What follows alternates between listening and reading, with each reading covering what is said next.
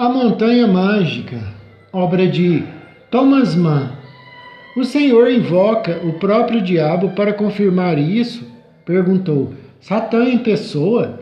Sabe talvez que meu grande mestre lhe dedicou um hino? Como? Admirou-se Hans Castorp ao diabo? Em carne e osso. De vez em quando cantam esse hino na minha pátria por ocasião de certas solenidades. Tudo isso causou uma impressão bem estranha ao bom Hans Castorp. Não compreendia o italiano e o resto do que dizia Settembrini tampouco lhe inspirava muita confiança. Essas coisas cheiravam a sermão dominical, ainda que proferidas num tom de palestra leve e jocosa. Hans Castorp olhou o primo, que baixou os olhos e depois disse: o senhor toma as minhas palavras muito ao pé da letra, senhor Settembrini. O que eu disse do diabo era apenas uma maneira de falar e nada mais.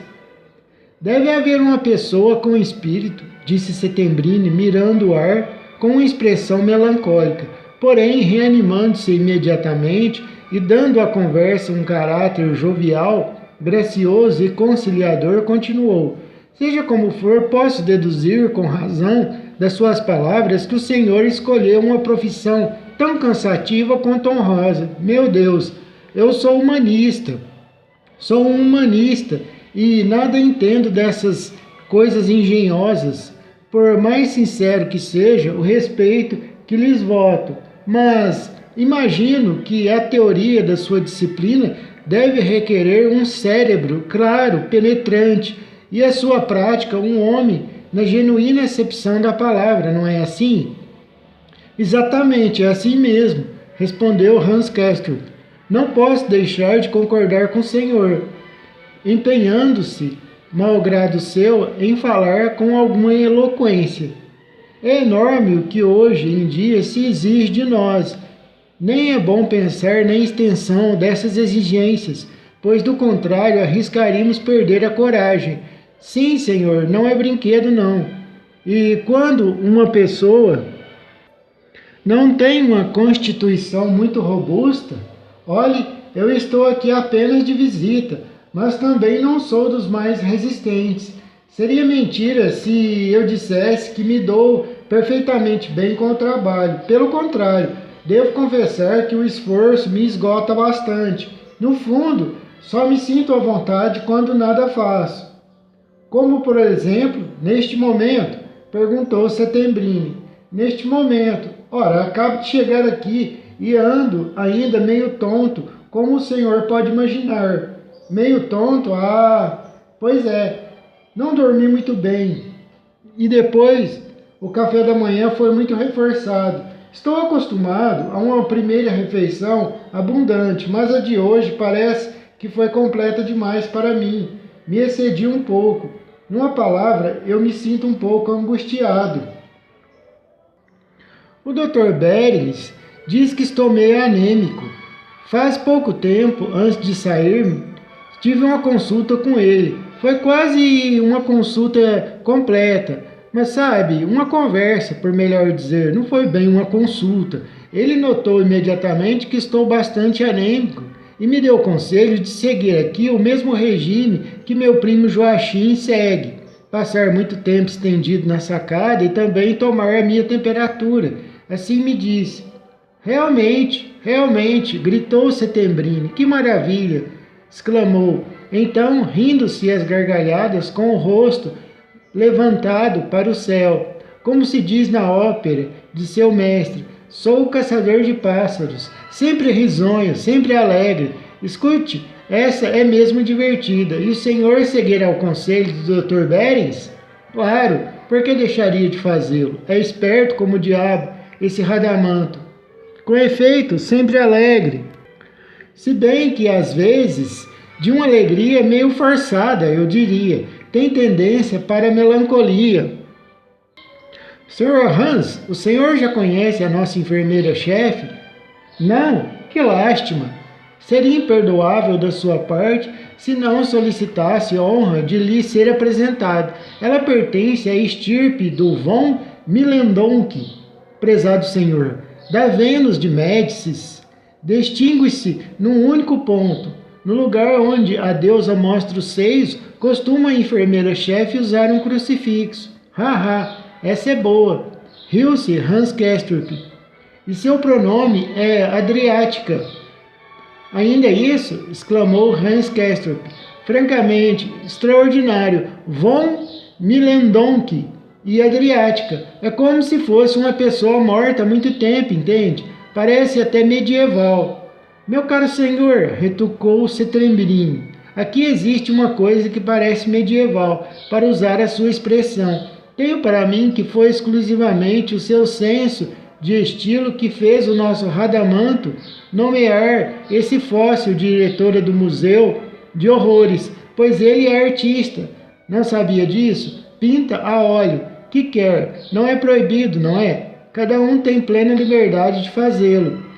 Dona Adriática diz a todos quantos querem ouvi-la e também aos que não querem, que em meados do século passado houve uma Millendonck que era abadesa de um convento de Bonn, às margens do rio Reno. Ela mesma não pode ter nascido muito tempo depois dessa época. Ha, ha, ha. Acho que o senhor é muito irônico, senhor Settembrini. Irônico quer dizer malicioso. Sim, sou um pouco malicioso, disse Settembrini. Lamento apenas que me tenham condenado a desperdiçar a minha malícia com assuntos tão miseráveis. Espero que o senhor não se oponha à malícia, meu caro engenheiro. A meu ver, ela é esplêndida, uma esplêndida arma da razão na luta contra as potências das trevas e da fealdade. A malícia, senhor, é o espírito da crítica, e a crítica representa a origem do progresso e do esclarecimento. E de repente pôs-se a discorrer sobre Petrarca, a quem chamou de pai dos tempos modernos. Mas acho que está na hora do repouso, disse Joachim ponderadamente. O escritor acompanhara suas palavras de expressivos gestos da mão. Nesse momento, concluiu a mímica apontando para Joachim, dizendo: o nosso tenente dá o sinal do serviço.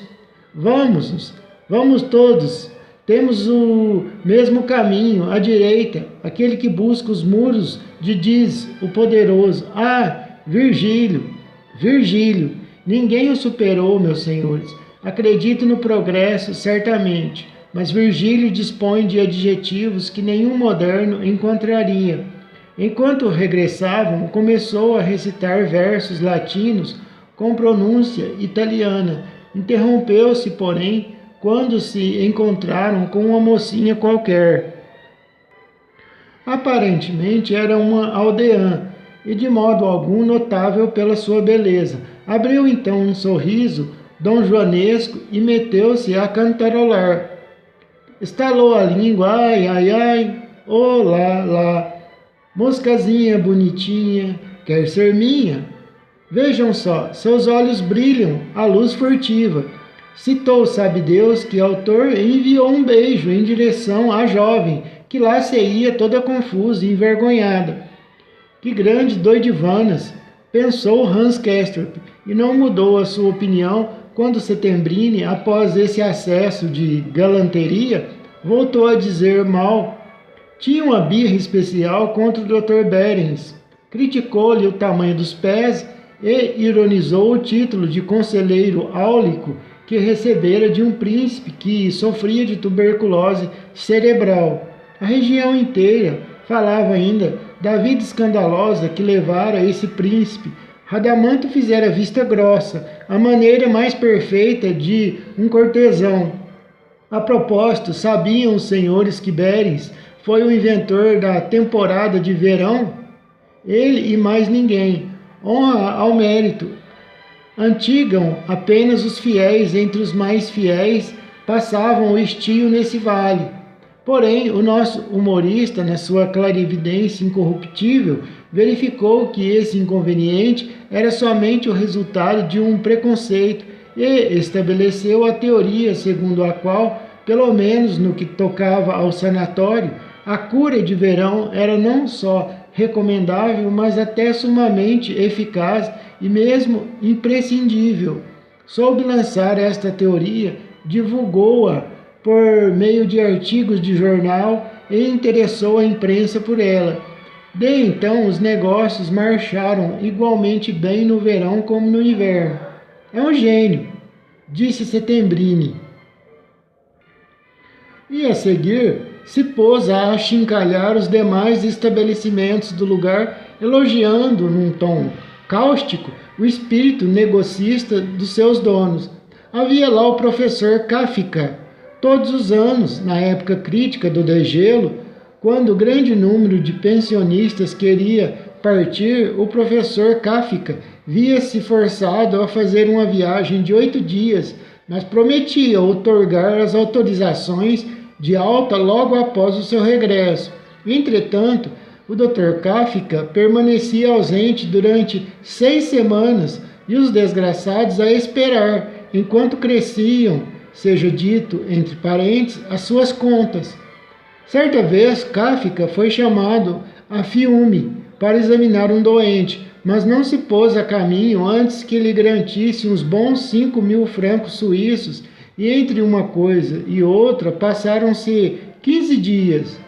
E no seguinte, ao da chegada, no dia seguinte, o mestre chegou, todo faceiro, mas faleceu o paciente pela demora.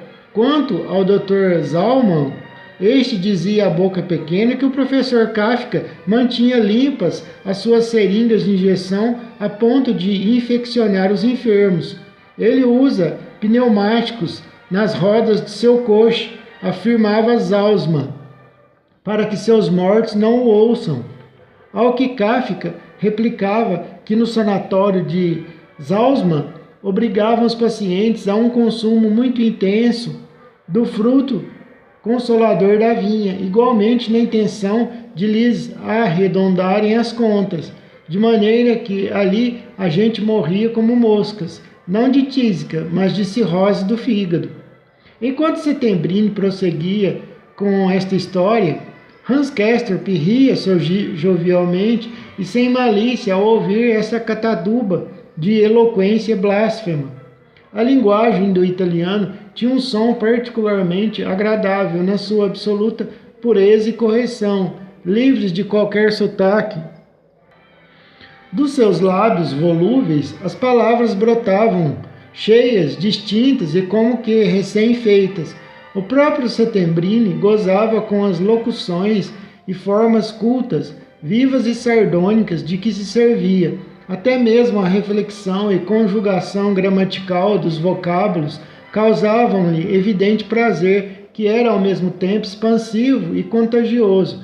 Seu espírito parecia por demais claro e concentrado para que lhe pudesse ocorrer uma vez sequer perder o fio. O senhor fala com tanta graça, Sr. Settembrini, disse Hans Castorp, e com tamanha vivacidade, parece um contador de histórias profissional. Não sei como chamar esse seu jeito de falar. Plástico, não é? Respondeu o italiano, abanando-se com o lenço, apesar da temperatura bastante fresca. Esta deve ser a palavra que o senhor procura. Quer dizer que eu falo de um modo plástico. Mas que é isso? Exclamou. Que é que estou vendo? Ali deambulam os nossos juízes do inferno. Que visão! Os três já haviam dobrado a curva do caminho. Seria em virtude dos discursos de Settembrini? Ou por causa do declive? Ou talvez se tivessem afastado do sanatório menos do que parecia a Hans Castorp. Todo o caminho que trilhamos pela primeira vez é muito mais longo do que o mesmo caminho quando já o conhecemos. Fosse como fosse, o regresso realiza-se com uma rapidez surpreendente. Settembrini tinha razão. Os que ali caminhavam pelo largo que se estendia atrás do sanatório eram os dois médicos, o Dr. Beres e à frente, com o jaleco branco e a nuca saliente, agitando os braços como se fossem remos. O Dr. Krokonski seguia-lhe os passos, trajando o blusão preto e lançando em torno de si olhares tanto mais orgulhosos quanto mais a ética profissional o obrigava a manter-se atrás do chefe quando estava de serviço. Ah, Krokonski! Gritou Settembrini. Lá vem ele. Ele conhece todos os segredos das nossas damas. Não deixem de reparar refinado simbolismo da sua vestimenta. Ele anda de preto para indicar que o seu peculiar campo de estudo são as trevas.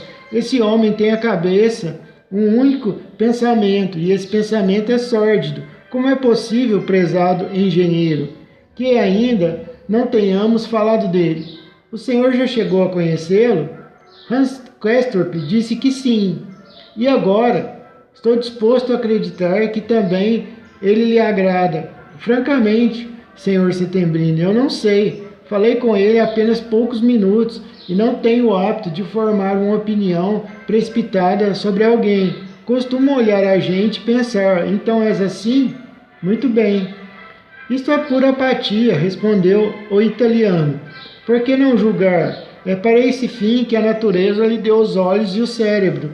O senhor achou que eu era malicioso, mas quando eu falava assim, talvez o fizesse com intenções pedagógicas.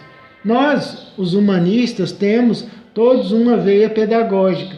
Meus senhores, o laço histórico entre o humanismo e pedagogia é a prova do laço psicológico que existe entre ambos. Não convém privar os humanistas da função educadora. Não se lhes pode arrebatar esta função, porque só entre eles se encontra a tradição da dignidade e da beleza do homem. Um dia, o humanista substituiu o sacerdote, que numa época sombria e misantrópica, ousava arrogar-se a direção da juventude. Desde então, senhores, não surgiu mais nenhum tipo novo de educador.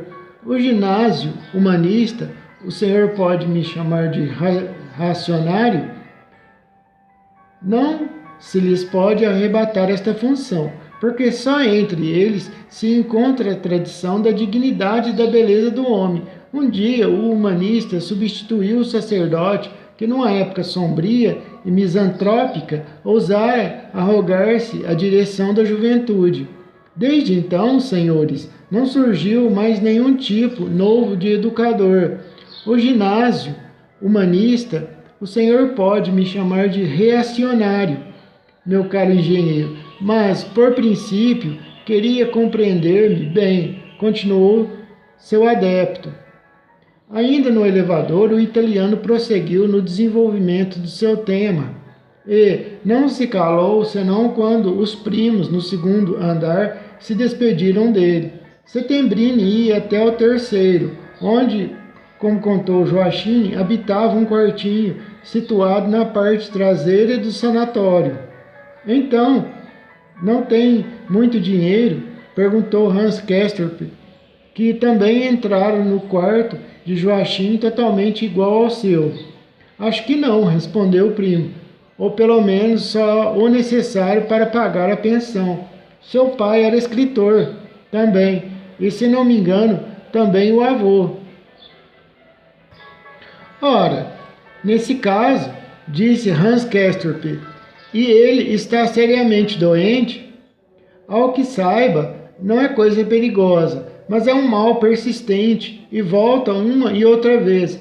Já sofre disso faz muitos anos. Uma vez partiu, mas teve que internar-se de novo. Coitado, logo ele que tanto se entusiasma pelo trabalho.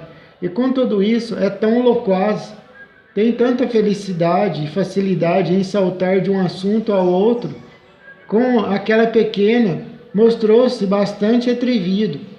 Eu me senti até um pouco chocado, mas o que disse depois sobre a dignidade humana foi mesmo bonito.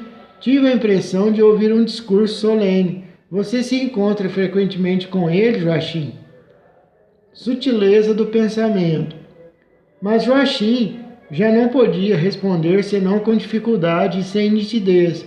Tiraram um pequeno termômetro de um estojo de couro vermelho forrado de veludo que se achava na mesa, e introduziram na boca a extremidade inferior cheia de mercúrio. Mantinham-o à esquerda por baixo da língua, de maneira que o instrumento de vidro saía obliquamente da boca, apontando para cima. Depois pôs-se à vontade, calçando sapatos e vestindo uma jaqueta agaloada. Foi buscar na mesa uma tabela impressa e um lápis, bem como um livro, uma gramática russa, já que estudava o russo. Por esperar disso, segundo ele, alguma vantagem no serviço. Assim equipado, saiu para a sacada, instalou-se na espreguiçadeira e atirou por cima dos pés um cobertor de lã de camelo. Essa última preocupação quase não era necessária. Havia um quarto de hora, a camada de nuvens tornara-se cada vez mais transparente e o sol irrompeu com tamanho calor e brilho que Joachim protegeu a cabeça com uma espécie de toldo de linho branco que, por meio de um pequeno mecanismo engenhoso, podia ser fixado no braço da cadeira e inclinado segundo a posição do sol. Hans Castorp elogiou esse invento.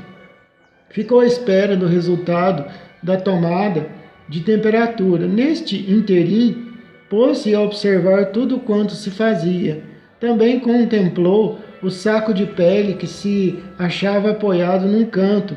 Joachim servia-se dele nos dias frios e, com os cotovelos fincados no parapeito, olhou para o jardim, onde o alpendre comum estava a essa hora povoado de pacientes deitados que liam, escreviam ou conversavam. Não se lograva ver, aliás, senão uma parte do interior, com talvez uns 5 espreguiçadeiras.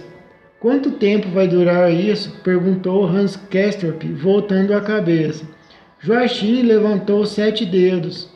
Mas já devem ter passado esses 7 minutos. Joachim fez que não. Depois de alguns instantes, tirou o termômetro da boca, olhou e disse: pois é, quando se presta atenção ao tempo, ele demora muito mais a passar. Eu realmente gosto de tomar a temperatura 4 vezes ao dia, porque assim se nota o que representa propriamente 1 minuto ou até uns 7 minutos, para gente que, como nós aqui, esbanja tão pavorosamente os 7 dias da semana. Você diz, propriamente, assim não se pode dizer, objetou Hans Castorp, que se sentara com uma coxa ao parapeito. O branco dos seus olhos estava estriado de vermelho. O tempo absolutamente não tem natureza própria. Quando nos parece longo, é longo, e quando nos parece curto, é curto, mas ninguém sabe, em realidade, sua verdadeira extensão. Não tinha o hábito de filosofar, mas nesse momento sentia-se impelido a fazê-lo. Joachim replicou: como não? Afinal de contas, medimos o tempo. Temos relógios e calendários, e quando um mês se escoa, termina para mim, para você e para todos os outros. Espere um pouco, disse Hans Castorp, levantando o índice à altura dos olhos turvos. Você acha então que 1 minuto é tão longo como lhe parece quando toma temperatura? 1 minuto é tão longo, dura tanto tempo quanto necessita o ponteiro dos segundos para dar uma volta completa. Mas esse tempo é muito diferente conforme a sensação que experimentamos. E na realidade, eu digo, na realidade, repetiu Hans Castorp, apertando o índice contra o nariz com uma força que chegou a torcer a ponta. Trata-se aí de um movimento no espaço, não é? Espere, não me interrompa. Medimos, portanto, o tempo por meio do espaço, mas isto é a mesma coisa que medir o espaço com o auxílio do tempo, o que fazem somente pessoas sem espírito científico. De Hamburgo a Davos são 20 horas. Sim, senhor, de trem, mas a pé quantas horas são? E o meu cérebro? Nem 1 segundo. Escute, disse Joachim, o que é que você tem? Parece que o ar aqui em cima lhe ataca o cérebro. Cale a boca, que estou pensando com grande sutileza. Que é o tempo, afinal? Perguntou Hans Castorp, comprimindo o nariz com tamanha violência que a ponta se tornou branca. Quer me dizer isto? Percebemos o espaço com os nossos sentidos por meio da vista e do tato. Muito bem, mas Que órgão possuímos para perceber o tempo? Pode me responder a essa pergunta? Bem, vê que não pode. Como é possível medir uma coisa da qual, no fundo, não sabemos nada, nem sequer uma única das suas características? Dizemos que o tempo passa.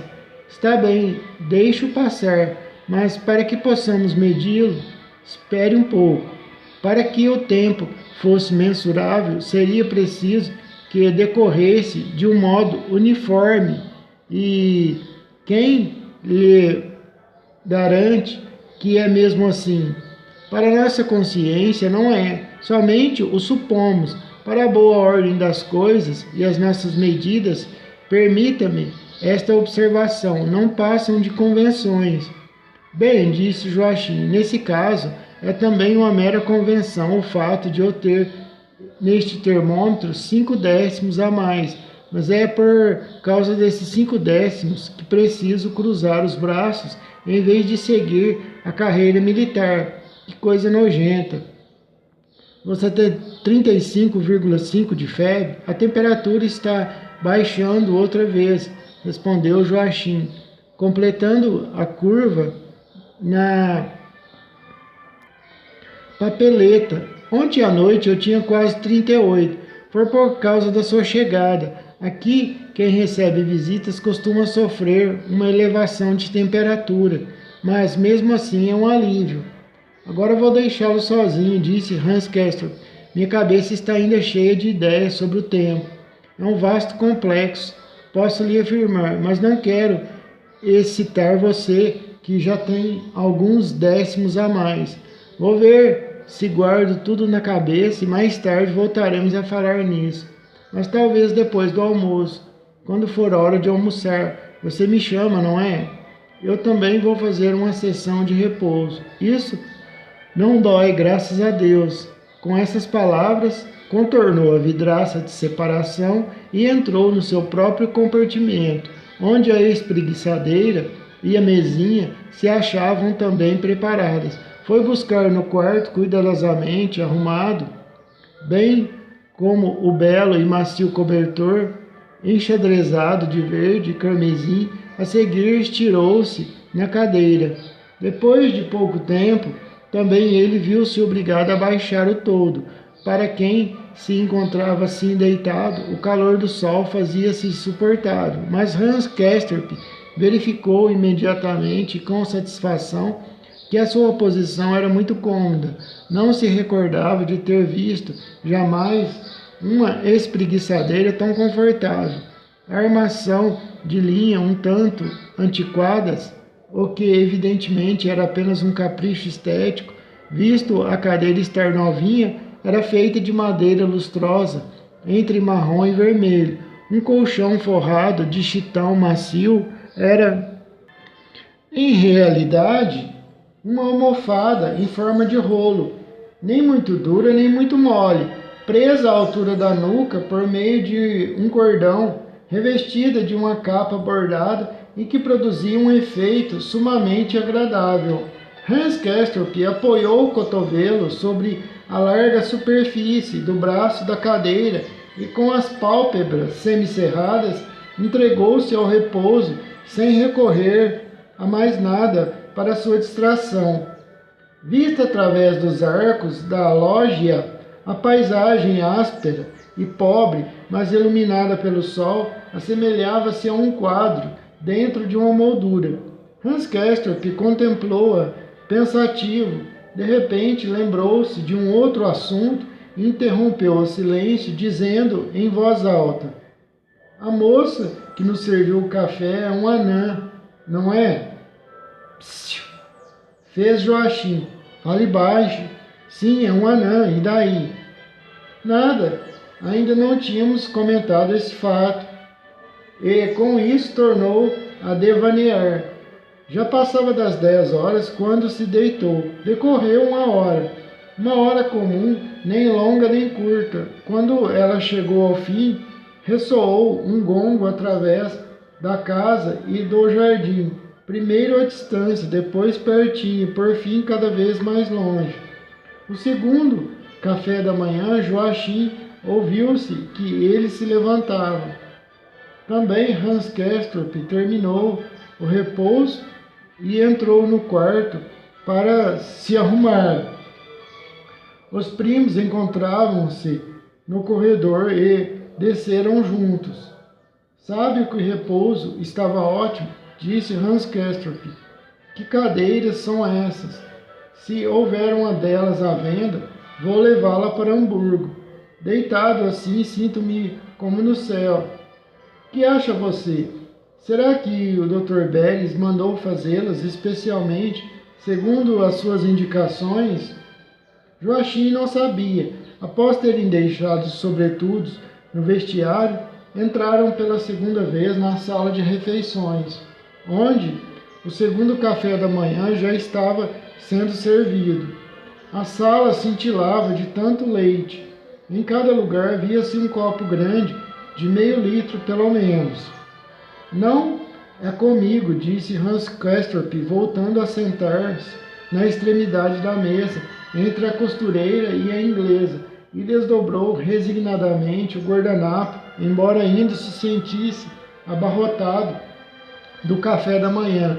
Não, senhor, não é comigo, repetiu. Deus me livre. Nunca tomo leite, e ainda menos a esta hora. Não poderia arranjar algum parter? Dirigiu-se a Anã com toda a amabilidade e delicadeza. Infelizmente não havia, mas a criada prometeu trazer-lhe algo para comer e beber, e de fato voltou ela depois. Era uma bebida parecida com um chá delicioso. Acompanhou a espécie de chá com pão e presunto. Novamente foi servido mingau de aveia e novamente muita manteiga e fruta. Ele limitou-se a contemplar tudo isso, já que não se sentia capaz de comer mais. Pôs-se a estudar os pensionistas e aos poucos a multidão começou a subdividir-se em grupos, salientando-se até algumas individualidades.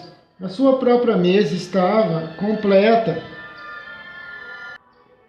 com exceção do lugar que se achava à sua frente, na extremidade oposta. Segundo ficou sabendo, era o lugar do doutor, pois os médicos participavam das refeições comuns quando as suas ocupações lhes deixavam o tempo necessário e costumavam comer numa e noutra mesa alternadamente. Por isso, se reservava à extremidade de todas elas um lugar do doutor. No momento, nenhum dos dois se encontrava presente. Dizia-se que estavam operando. De novo entrou o jovem bigodudo, abaixou uma só vez o queixo na direção do peito e sentou-se com a fisionomia desassossegada e hermética. Também a magrinha de cabelos louros estava no seu lugar, engolindo colheradas de iogurte como se fosse o seu único alimento. Ao seu lado, instalara-se desta vez uma senhora de idade, baixinha e alegre, a qual dirigia uma torrente de palavras russas ao jovem taciturno que olhava com uma expressão preocupada, limitando-se a sacudir a cabeça, ostentando a expressão de quem tem na boca qualquer coisa de gosto repugnante.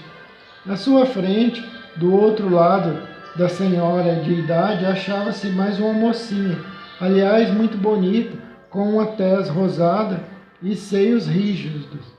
Tinha cabelos castanhos agradavelmente ondulados, olhos redondos e pueires, da mesma cor, e um pequeno rubi na mão bem formada.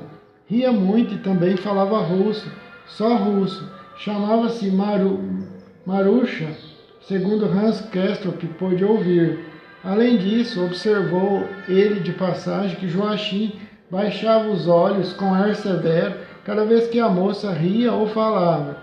Setembrini apareceu na porta lateral e, confiando o bigode, encaminhou-se para o seu lugar na extremidade da mesa, colocada obliquamente diante de Hans Castorp. Apenas sentou-se, os comensais desataram a rir. Sem dúvida, acabava de dizer alguma coisa maliciosa. Hans Castorp também conseguiu identificar os membros da sociedade meio-pulmão.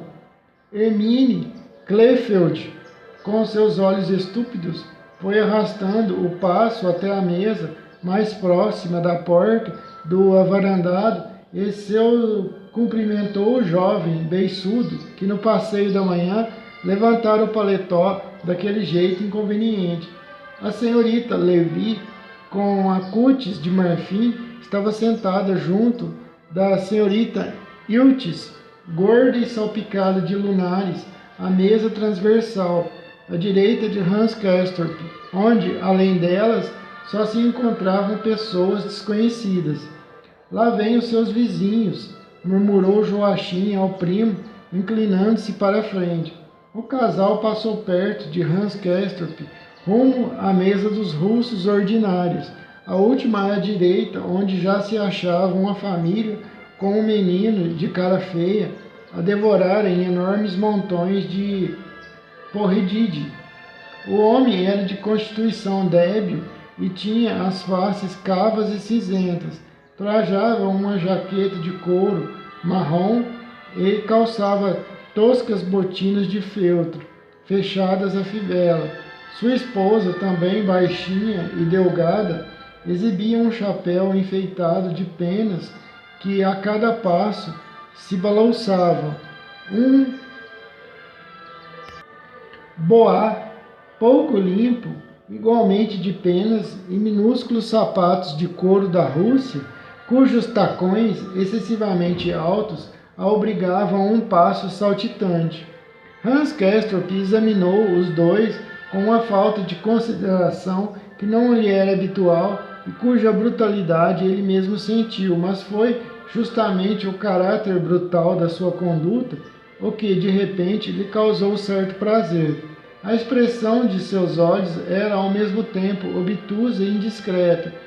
Quando, nesse momento, a porta envidraçada da esquerda se fechou, tinindo estrepitosamente, como acontecera na hora do café. Hans Castorp não tornou a sobressaltar-se, mas limitou-se a uma careta fleumática. Empenhou-se então em voltar a cabeça para aquele lado. No entanto, verificou que esforço era excessivo e não valia a pena. Aconteceu que, mais uma vez, não logrou averiguar quem manejava a porta daquela maneira relaxada e sem educação. Essa indiferença provinha do fato de o ter atordoado e paralisado completamente. Aquele ardor ruim no rosto reaparecera com a mesma intensidade da véspera. Sentia as faces como que tumidas de calor, respirava com dificuldade e o coração batia descompassado no peito. Se todas as sensações não o incomodavam grandemente, era porque sua cabeça se encontrava no estado de quem fez 2 ou 3 inalações. Que o Dr. Krokonsky finalmente surgira na sala e se sentara no lugar à sua frente. Hans Castorp notou-o apenas como um sonho, não obstante o médico o fixar diversas vezes ao conversar com as senhoras à sua direita, enquanto as mocinhas, a exuberante Marusha e a malicenta comedora de iogurte, baixavam humildemente e pudicamente os olhos. Hans Castorp, aliás, não deixou de comportar convenientemente, é escusado dizê-lo, visto a sua língua mostrar recalcitrante. Preferiu permanecer calado, mas conseguiu manejar com uma correção toda especial a faca e o garfo. Quando o primo lhe deu um sinal com a cabeça e se levantou, pôs-se também de pé, inclinou-se vagamente em direção aos companheiros de mesa e seguiu com passo firme atrás do primo Joachim. Qual é a hora do próximo repouso? Perguntou ao saíram da casa. Ao meu ver, é a melhor coisa que existe por aqui. Quem me dera estar deitado na minha magnífica espreguiçadeira. Vamos muito longe? Uma palavra indevida. Não, respondeu Joachim. Nem posso ir longe. A esta hora costumo descer à aldeia e dar um passeio até Davos Platz. quando tenho bastante tempo. A gente olha as lojas e o movimento na rua e compra o que precisa. Antes do almoço, há mais uma hora de repouso e depois fica-se outra vez deitado até às 4. Não se preocupe. Desceram em pleno sol pela rampa da estrada, atravessaram o curso da água e as trilhas estreitas, tendo diante de si os vultos das montanhas que ladeavam o vale à direita, a Kleine, Schiarhorn, a Grün, Turne e Dolfenberg, conforme Joachim foi explicando. Lá mais adiante, a certa altura, via-se o cemitério de Davisdorf, cercado de um muro. E Joachim apontou para ele com a bengala, e chegaram à estrada principal, que um pouco acima do fundo do vale se estendia ao longo da vertente composta de terraços. Não se podia falar propriamente de aldeia, da qual apenas sobrava o nome Dorf.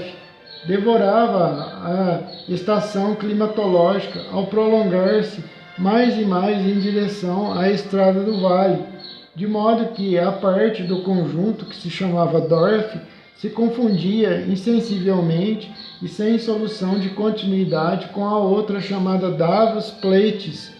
Hotéis e pensões, todos eles abundantemente providos de avarandados cobertos, sacadas e alpendres, achavam-se dispersos por ambos os lados, bem como casinhas particulares nas quais se alugavam cômodos. De vez em quando via-se casas em construção. Havia também alguns terrenos baldios, onde a estrada permitia ver os prados abertos do vale. Hans Castorp tomava pelo desejo de se proporcionar o costumeiro e querido estímulo de apreciar a paisagem à sua volta. Hans Castorp procurou lembrar-se das coisas interessantes que havia pouco tencionara dizer acerca do tempo, mas constatou que se esquecera por completo de todo esse vasto complexo, a ponto de não abrigar na sua cabeça o mínimo pensamento a esse respeito. Em compensação, meteu-se a falar de assuntos referentes ao corpo, e isso de maneira bastante esquisita. Quando é que você vai tirar novamente a temperatura? Perguntou. Depois da refeição? Assim está bem. A essa hora acha-se o organismo em pleno funcionamento. Aí deve aparecer a verdade. Mas diga, você não acha que Behrens brincou comigo quando sugeriu que eu também tomasse a temperatura? Setembrini riu-se a gargalhadas quando ouviu a história. E realmente seria absurdo. Além disso, nem termômetro eu tenho? Ora, disse Joachim, isso é o de menos, meu primo. Basta comprar um. Aqui se encontram termômetros em toda parte. Qualquer loja tem. Para quê, Joachim? Não, senhor, o repouso vai lá, mas tomar a temperatura, isso seria exigir muito de um visitante apenas. É uma ocupação e que deixo para vocês. Se eu ao menos soubesse, continuou Hans Castorp, pondo as mãos sobre o coração como um jovem apaixonado, que tenho a toda hora essas palpitações. Elas me inquietam e já faz tempo que estou refletindo sobre isso. Olhe, a gente sofre de palpitações quando se acha em vésperas de uma alegria extraordinária ou quando está com medo. Em poucas palavras, quando experimenta uma sensação, não é? Mas sentir que o coração bate gratuitamente, sem motivo nem sentido, por assim dizer, por conta própria, acho eu isso misterioso, compreende, primo? É como se o corpo seguisse o seu próprio caminho e se tivesse desligado da alma. Certo modo, é igual a um cadáver que também na realidade não está completamente morto. Isto não existe, mas ainda leva uma vida bastante ativa e independente. Os cabelos e as unhas continuam crescendo, e como me explicaram, reina nele, sob todos os aspectos físicos e químicos, a mais franca animação. Que maneira de falar é essa, meu primo? Perguntou Joachim num tom de ponderada censura. Franca animação, talvez quisesse, dessa forma, vingar-se um pouco da observação que o primo fizera de manhã sobre a banda do regimento. Mas é mesmo, reina mais franca animação. Por que é que você se escandaliza, Joachim? Perguntou Hans Castorp. De resto, mencionei isso apenas de passagem. Eu poderia somente dizer que é uma coisa sinistra e penosa ver o corpo levar uma existência própria, independente da alma e dar-se áreas de importância, como no caso dessas palpitações sem motivo. E a gente se esforça por encontrar um sentido nessa coisa. Procura-se a emoção indispensável, um sentimento de alegria ou de medo que a justifique de certo modo. Pelo menos eu faço isso, pois só posso falar de mim. Sim, disse Joachim, suspirando. É mais ou menos a mesma coisa que estar com febre. Nesse caso, também reina no corpo a mais franca animação, para empregar a sua expressão.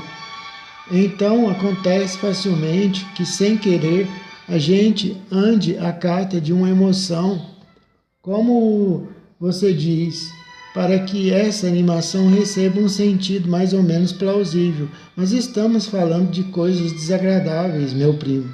Acentuou em voz trêmula e cortou a conversa Joachim.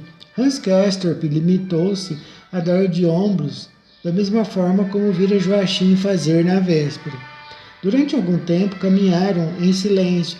Depois Joachim perguntou: E que tal acha você as pessoas aqui em cima? Quero dizer, os nossos companheiros de mesa, os pacientes. Hans Castorp assumiu um ar indiferente, pensativo. Meu Deus, disse, não me parecem grande coisa. Tenho a impressão de que em outras mesas há pessoas mais interessantes.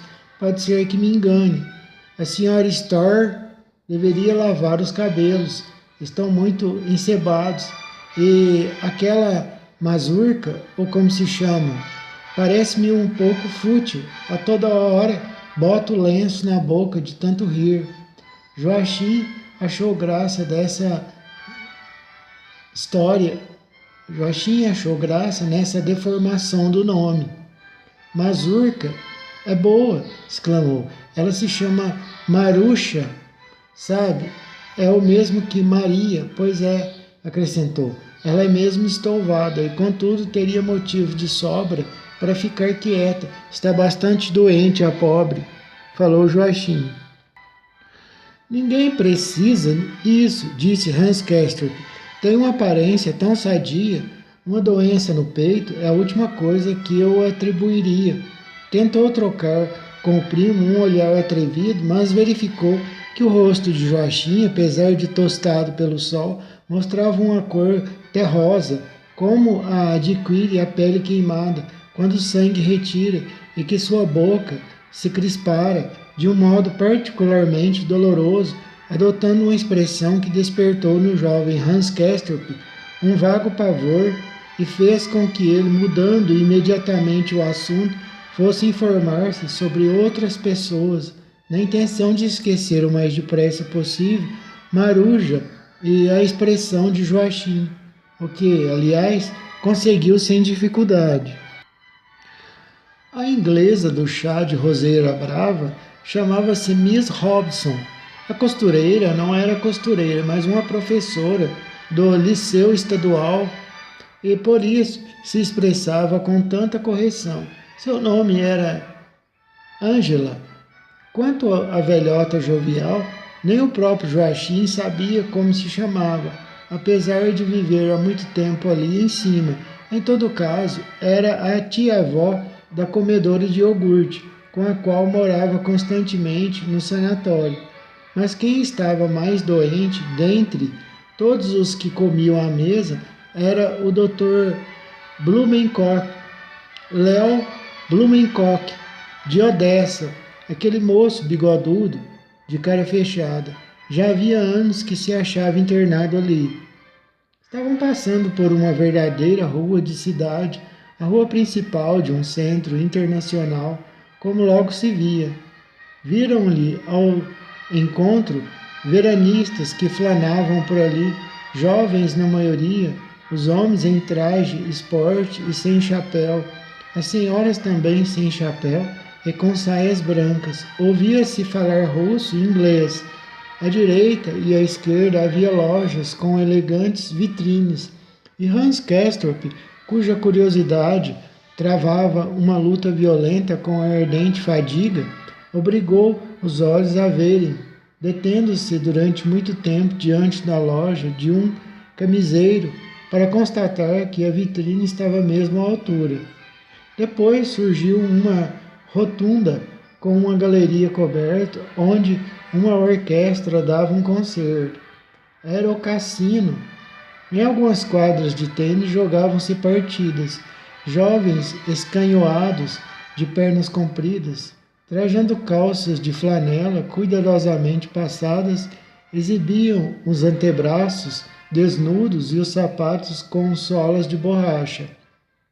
À sua frente jogavam mocinhas tostadas, vestidas de branco, que em plena corrida se estiravam alto no ar iluminado pelo sol, a fim de rebaterem no vôlei a bola alvacenta. Como que um pó de farinha pairava sobre as quadras, bem cuidadas. Os primos sentaram-se num banco vazio para olhar e criticar o jogo. Você não joga aqui? Perguntou Hans Castorp para Joachim. Não me deixam, respondeu Joachim. Nós temos de ficar deitados, sempre deitados. Settembrini costuma dizer que vivemos uma vida horizontal, que somos uns horizontais. É uma das suas piadas sarcásticas. Aquela gente que ali joga não está doente, ou joga apenas da proibição.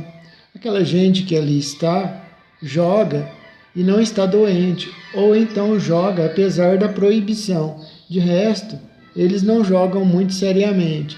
É mais para mostrar os trajes. E quanto às proibições, existem por aqui outras coisas proibidas que se jogam, como o pôquer, sabe? E neste ou naquele hotel também, entre nós, isto se pune com expulsão, porque o jogo de azar é considerado a infração mais prejudicial. Contudo, há quem saia ainda depois da revista noturna para entrar na jogatina. O príncipe, que deu o título ao Berens, também costumava escapulir de noite para jogar. Hans Castorp mal o ouvia, andava com a boca entreaberta, embora não estivesse resfriado, tinha dificuldade em respirar pelo nariz. Seu coração palpitava num ritmo contraído ao da música, o que lhe causava impressão vagamente penosa. Tomado dessa sensação de desordem e contrariedade, estava a ponto de cochilar quando Joachim o avisou de que eram horas de voltar. Percorreram o caminho em silêncio. Hans Castorp até chegou a tropeçar diversas vezes na estrada plana e, ao dar-se conta disso, esboçou um sorriso melancólico, sacudindo a cabeça. O porteiro coxo conduziu-os no elevador até o seu pavimento. Separaram-se em frente do número 34, com um breve até logo. Hans Castorp rumou através do quarto e saiu para a sacada, onde sem mais nem menos se deixou cair na espreguiçadeira. Nem sequer mudou de posição, mergulhou numa pesada modorra que as rápidas pulsações do coração animavam desagradavelmente. Uma fêmea, naturalmente. Não se deu conta do tempo que passou nesse estado. Chegada a hora, ressoou o gongo, mas como Hans Castorp sabia, isso não representava o chamado imediato à refeição. Era apenas o sinal para os hóspedes se aprontarem. Assim permaneceu deitado até que o estrondo metálico se intensificasse e depois se afastasse pela segunda vez. Quando Joachim atravessou o quarto para buscá-lo, Hans Castorp quis mudar de roupa. Joachim, entretanto, não permitiu. Detestava e desdenhava a falta de pontualidade. Como era possível progredir na vida, e recuperar a saúde para voltar ao serviço? Perguntou aquele que se mostrava por demais relaxado, até para observar o horário das refeições. Nesse ponto, indiscutivelmente, tinha razão, e Hans Castorp limitou-se a observar que não estava doente, Rias apenas se sentia sumamente sonolento. A toda pressa, levou as mãos e em seguida desceram ao salão pela terceira vez nesse dia. Lavou as mãos. Os hóspedes vinham afluindo por ambas as entradas. Entravam também pelas portas do avarandado, que estavam abertas. Dentro de pouco tempo, todos se encontravam sentados em torno das 7 mesas, como se nunca se tivessem levantado. Tal era, pelo menos, a impressão de Hans Castorp, impressão puramente fantástica e irracional, mas que seu cérebro, enevoado, não logrou rejaçar por alguns instantes e na qual encontrou mesmo algum prazer, pois no decorrer da refeição tentou repetidamente evocá-la, obtendo cada vez uma ilusão perfeita. A velhota jovial estava novamente a dirigir uma torrente de palavras no seu linguajar indistinto ao Dr. Blumenkohl, sentado do lado oposto da mesa e que a ouvia com um ar preocupado. Sua sobrinha macilenta comia, finalmente, outra coisa que não apenas iogurte. O espesso creme que as criadas serviam em pratos, mas ela não foi além de umas poucas colheradas. A bela maruja, para abafar o riso, apertava contra a boca o lencinho, que exalava perfume de flor de laranjeira. Miss Hobson lia as mesmas cartas escritas em letra redonda que já lera de manhã. Evidentemente não sabia nem uma única palavra de alemão e fazia até questão de não saber. Joachim, em atitude diferente, proferiu algumas frases inglesas sobre o tempo, às quais ela respondeu mastigando uns monossílabos para logo cair em silêncio. Quanto à senhorita Storr, com a sua blusa de padrão escocês, submetera-se ela essa manhã ao exame médico, cujos pormenores relatou com atenção vulgar, descortinando os seus dentes de lebre. Lamentou-se de que em cima, à direita, houvesse ainda ruídos. Além disso, tinha uma diminuição do murmúrio abaixo da axila esquerda. Era preciso ficar mais 5 meses, conforme lhe dissera o velho. Em sua linguagem ordinária, chamava o Dr. Berens de o velho. Mostrou-se, de resto, muito indignada pelo fato de não estar o velho presente à mesa.